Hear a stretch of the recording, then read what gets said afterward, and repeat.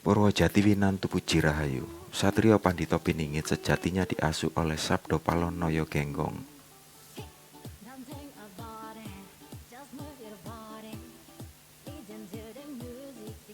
Diajarkan tentang sejarah, sejarah lahir maupun sejarah batin.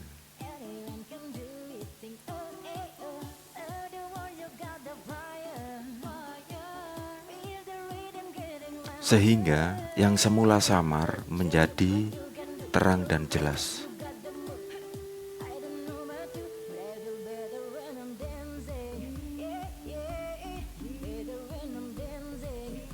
Karena Sabdo Palonlah yang memegang paugeran ratu atau raja.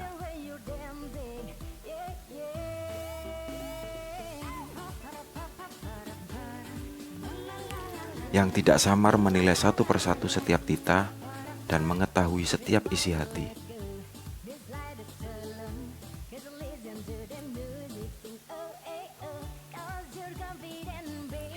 Diajarkan tentang sejarah para raja, sejarah para nabi, sejarah bangsa.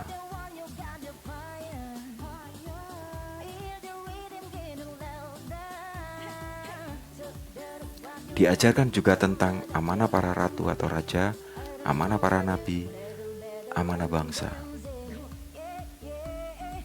Jangan lupa subscribe.